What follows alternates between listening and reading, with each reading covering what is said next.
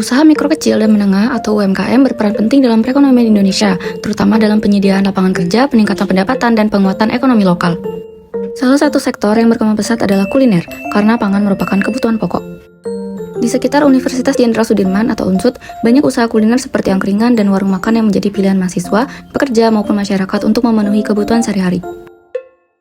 Salah satunya adalah warung makan Pak Sidik, yang berlokasi di Jalan Mardani, Grendeng, Purwokerto Utara. Lokasinya yang strategis membuat warung ini digemari mahasiswa dan masyarakat sekitar kampus. Pemilihan warung ini sebagai objek wawancara didasari kemampuannya bertahan di tengah persaingan kuliner dengan menjaga kualitas dan harga terjangkau.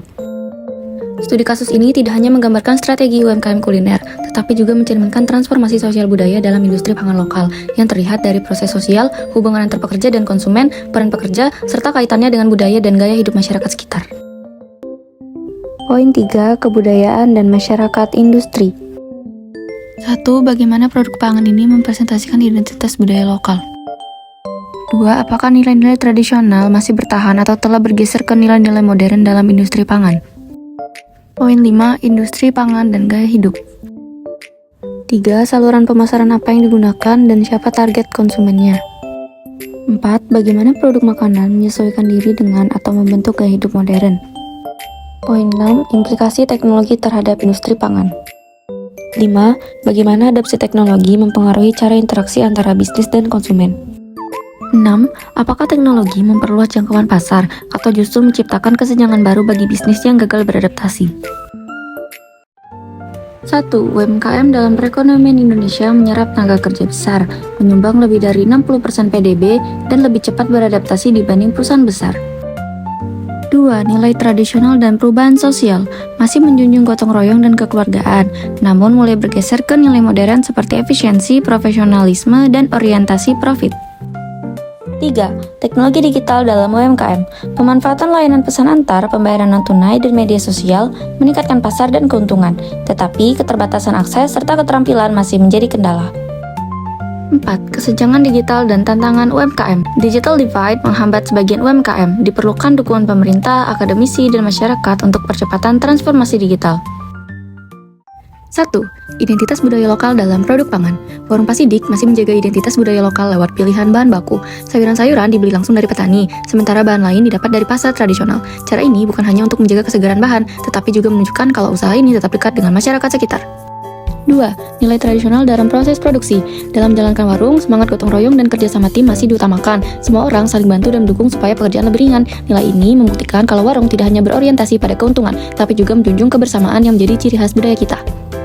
3. Saluran pemasaran dan target konsumen. Untuk pemasaran, warung Pak Sidik masih mengandalkan warungnya sendiri. Selain itu, ada juga bantuan promosi awal dari mahasiswa lewat kegiatan sponsor. Dari sini terlihat kalau konsumen warung ini cukup beragam, mulai dari warga sekitar sampai kalangan mahasiswa. 4. Penyesuaian dengan gaya hidup modern. Warung Pak Sidik menyesuaikan diri dengan gaya hidup modern lewat cara menjaga kualitas. Semua bahan selalu dibeli setiap hari tanpa disimpan lama. Jadi, makanan yang disajikan benar-benar segar. Walaupun belum terlalu menonjolkan kemasan kekinian atau branding modern, kesegaran jadi nilai jual utama yang disukai konsumen. 5. Adopsi teknologi dalam interaksi dengan konsumen. Sekarang, warung Pak Sidik juga melayani delivery order. Layanan ini terbukti meningkatkan penjualan karena banyak orang lebih memilih pesan antar. Hal ini bikin warung lebih mudah berhubungan dengan konsumen yang butuh kepraktisan. 6. Dampak teknologi terhadap jangkauan pasar. Teknologi ikut membantu warung Pak Sidik memperluas jangkauan pasar. Lewat promosi digital, produk bisa dikenal orang dari wilayah yang lebih luas, tidak hanya terbatas pada pelanggan sekitar warung. Dengan begitu, teknologi benar-benar jadi peluang besar untuk mengembangkan usaha. 1. Observasi. Dalam penelitian ini, observasi dilakukan langsung di tempat usaha Pak Sidik untuk mengamati strategi pengembangan dan penerapan branding UMKM antara pemilik dan konsumen. Observasi ini berfungsi sebagai metode pengumpulan data guna memberikan gambaran nyata mengenai praktik pengembangan dan branding UMKM. 2. Wawancara. Wawancara digunakan untuk memperoleh data mendalam tentang pemahaman mahasiswa mengenai proses sosial, hubungan sosial, peran, dan tingkah laku pekerja. Pelaksanaannya didasarkan pada rumusan masalah yang telah disiapkan, dilakukan langsung untuk menggali informasi relevan sesuai fokus penelitian. 3. Dokumentasi.